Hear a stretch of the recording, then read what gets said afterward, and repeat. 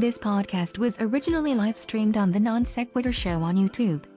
New episodes air weekdays, Monday through Friday, at 8 p.m. Eastern at youtube.com/nonsequitur show. Make sure you never miss a live stream by visiting www.nonsecshow.com/schedule. For the latest news, polls and updates throughout the day, follow us on Twitter @nonsexshow or facebook.com/nonsexshow. That's NONSEQ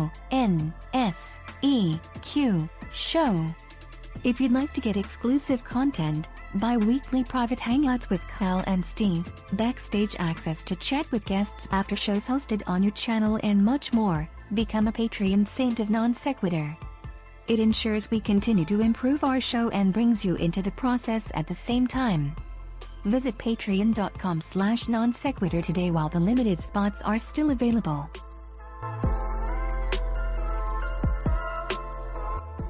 The following podcast is intended for those who believe bold ideas are righteous, unique perspectives are gospel, and strong opinions are sacred.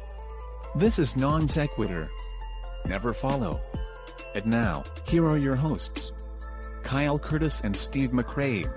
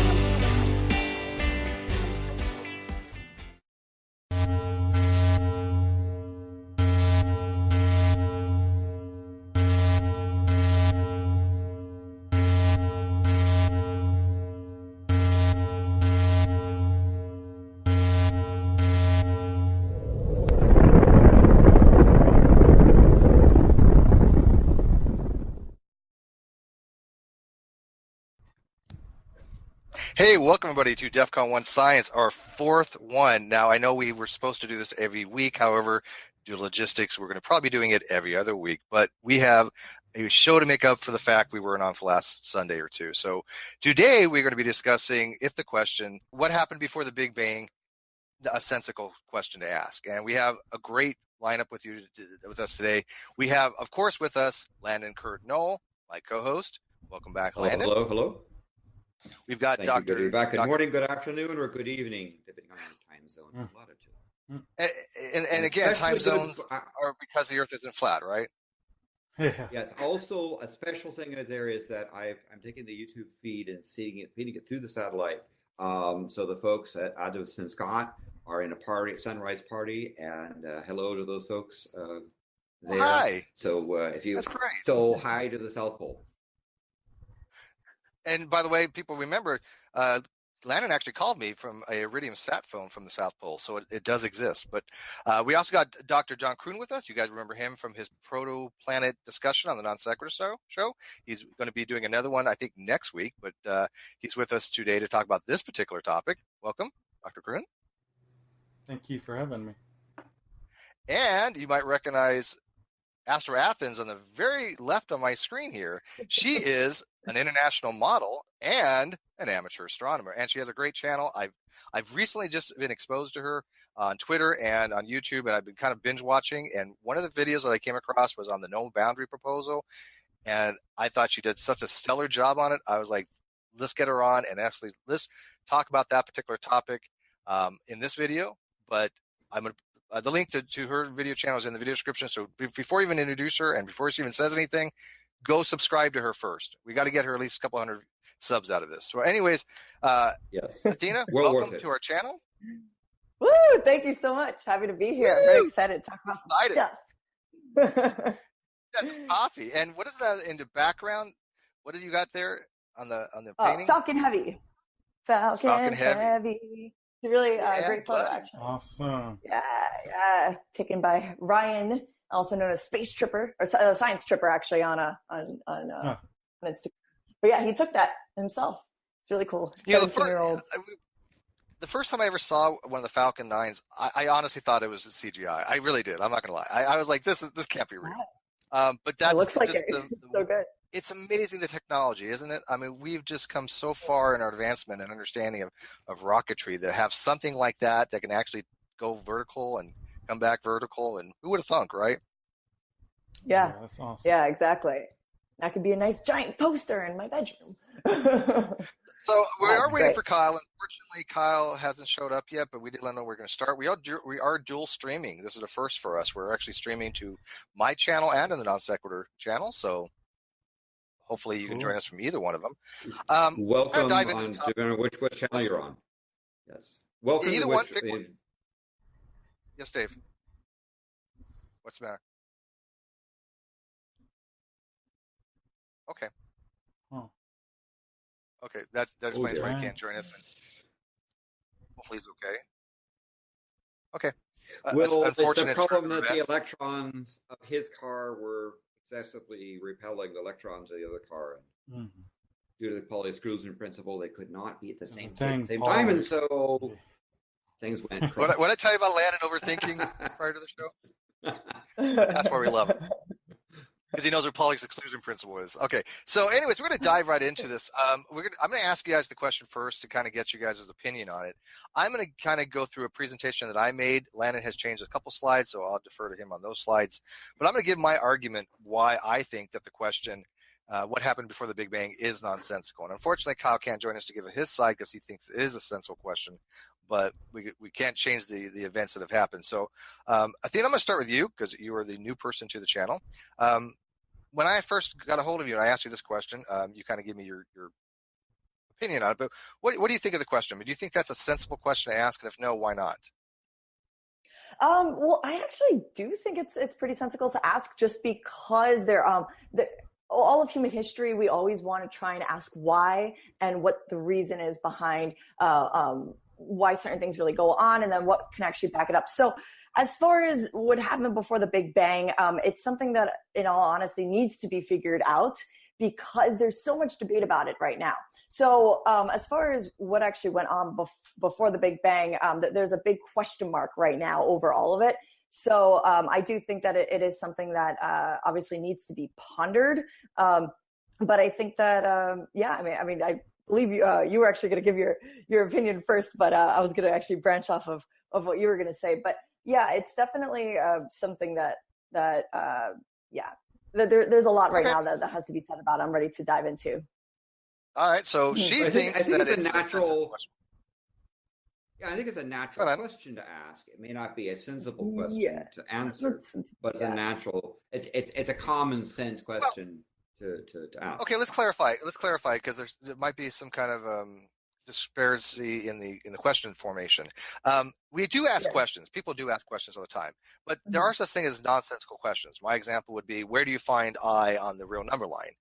It's sure you can ask that question, but it really makes no sense to do so. I think that this is a similar question. Makes no sense to ask. Well, that's the example that Hawking uses, right? Yeah, I mean, he uses that exact example. So I don't think that is a sensible question to ask, even though we are allowed to ask certain questions. But does it make sense to do so? Dr. Kroon, what do you think?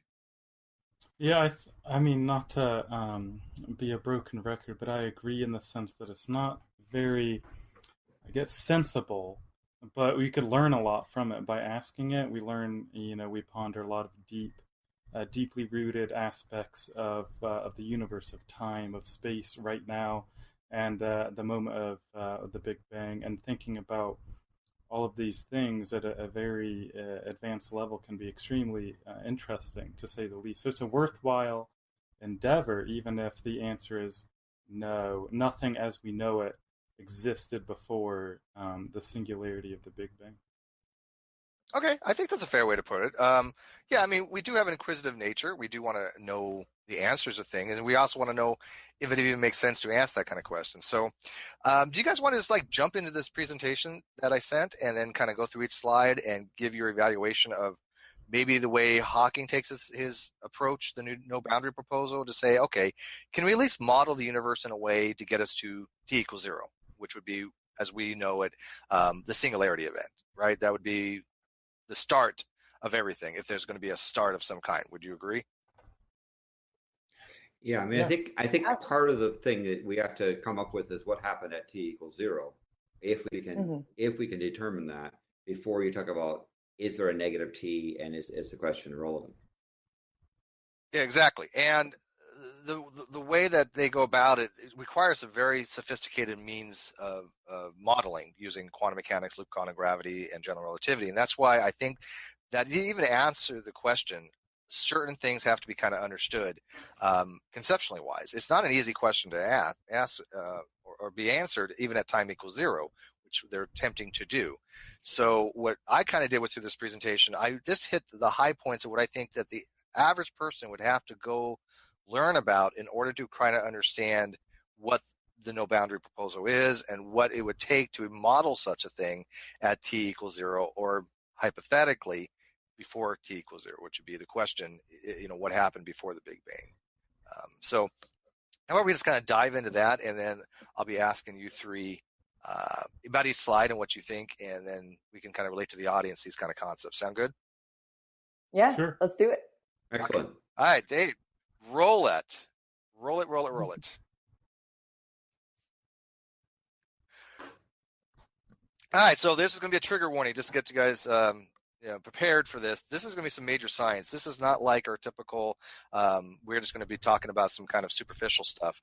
When we talk about science in the DEF CON 1 show, we kind of at least want to make it such that we don't want to water it down too much, but we do want to have the high points of the science, but we want to be able to explain it in a way that the audience understands it, because you guys are not idiots. You guys have had some basic science, and I think that you guys can probably understand everything that we're going to have in here, except for one or two things that even I don't understand. That's what Landon added. But anyways, it is why the question of what happened before the Big Bang doesn't make sense. Okay, next slide.